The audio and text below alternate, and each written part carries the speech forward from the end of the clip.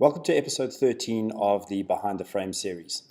This week I'm going to take a little deviation from our normal course and I'm going to look at an abstract image of some aquatic grasses that I photographed from a mackerel in the Okavango Delta. So for those of you who are not familiar with the term mackerel, essentially this was an old dugout canoe. The people in Botswana used to hollow out wooden or hollow out tree stumps and make canoes out of them. It's no longer obviously sustainable, so they now use fiberglass boats, but it's a means of getting around in the Delta in a way that people used to transport goods from Maun and between the different villages. Nowadays it's more for tourists than it is for the actual movement of goods through the Delta ecosystem, but still an incredible experience which allows you to explore the flooded waterways and channels of the Okavango Delta. So this was taken at Pello Camp, which is one of the camps in the itinerary of our best of our Botswana wilderness safari, where we aim to give guests the real water-based experience of the Okavango Delta. So we don't do any game drives here. It's just boating and through mackerels. And this particular image that we're going to work on today is a favorite of mine. I love more abstract kind of shots, things which show the environment in a slightly different light, which grab your attention, but at the same time force you to ask a question of what is it that I'm looking at. So just to put this into perspective, as you've seen the mackerels cruising along, there's a polo on the back. So you're cruising along waterways, very shallow waterways and deep channels which are maintained by hippos and elephants. And there's these aquatic grasses that grow underneath the water surface. So if we have a look at the EXIF information on this particular image, you'll see that it was taken at 14 mils, which is quite wide. So this was taken with a 1635, and a polarizing filter to cut through the glare of the water. Now, if you have a look in this top right section here, just to give you an idea, this is the sky being reflected in the water, and you can see the central area is correctly exposed, and we're photographing through the water here. F14, obviously using a little bit of light coming through to give ourselves a slower shutter speed, an eighth of a second. And so the movement that we're seeing here is me taking a photograph underneath on the side of the boat through the water as the boat's cruising, kind of moving along as well with a slow shutter speed to create this sense of movement and essentially paint with light and to create something slightly different. So this is the image that we're going to work with.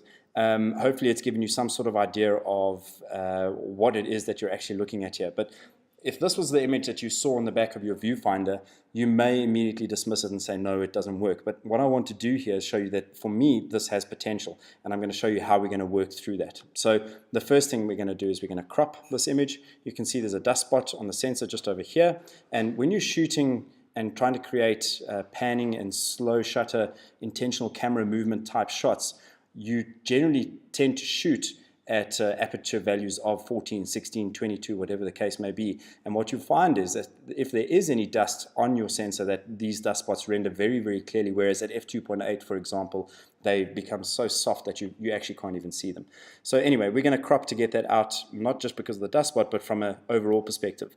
These brighter areas on the edge of the frame where we're starting to see the sky coming through, we're going to try and deal with a lot of those as well in this crop. So my main variable here is this patch of bright grass, the yellowy green color that we see here. And so I'm going to cut that out of the frame, and you'll see that this is going to be quite an extensive crop. We're going to move to something along these lines over here. So this section of movement in this part of the frame here is what is most interesting to me. So I'm going to kind of focus in on that. And you can see immediately just from our crop, we've taken this to a whole new level now. It becomes a little bit more interesting by removing some of those details. We still have a little bit of lighter areas on the edges of the frame, and we can deal with that with a vignette as we go along, as you will see. So from a basic editing point of view, just going to lift the whites a touch. You can see from the histogram over here, we've got quite a bit of room to play, so we're going to lift those a touch. You can see on the black side of things, we've got some room to play there. We're going to pull those down, and we're getting this lovely, rich, warm kind of color coming through. Saturation, take that up to a value of 4. Clarity, so if we lift this, you see it becomes very hard and edgy. If we drop it, it becomes too soft and pastely. So I'm not going to make any adjustments on here. I think for now, that's kind of where we want to be. On the tone curve, we're just going to add a little bit more contrast into the lights. Remember, again, we're taking the lightest lights and making them brighter, and the darkest lights, making them a little bit darker. And we're going to add a little bit on the shadows side of things. You'll see that the shadows is working those darker areas. So we're just going to pull those down. From an effects point of view, this is where we're really going to get interesting. Remember, the vignette kind of darkens the edges of the frame, and so essentially we're going to be a little bit more aggressive on this instance. I'm going to pull the midpoint in a little bit, and we're going to feather that.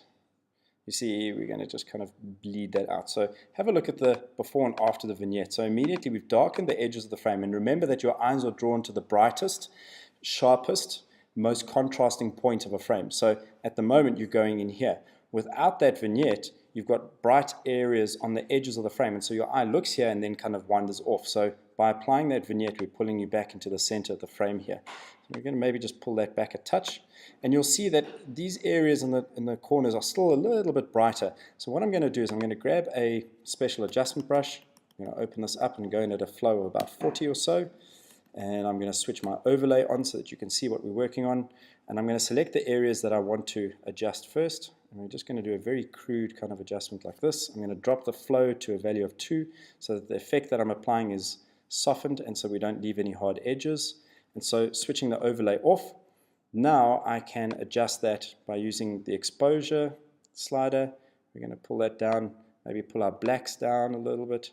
And you'll see what we're doing here is just blending the edges into the frame so that it looks as though it's kind of all been exposed in the same sort of extent. So if we switch the brush on and off again, you can see that we've just worked that a little bit. I'm going to go in over here and just perhaps build this up just a touch more.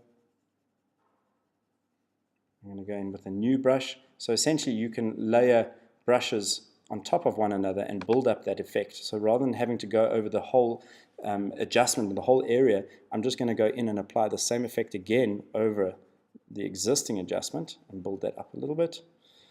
And the same over here, just darken certain areas in the frame just a little bit. We have a look at the overlay where we're working now. This is the second brush, and there we go. So there's your finished product. As a before and after, we're going to hit the backslash key, and that will show us the before and the after. So it's become a far more artistic interpretation of what we had originally. And to go, if you have a look at the kind of all the way back, going back to what it was as a full frame, recognizing the potential in a certain area on this is not necessarily something that you'll pick up straight away.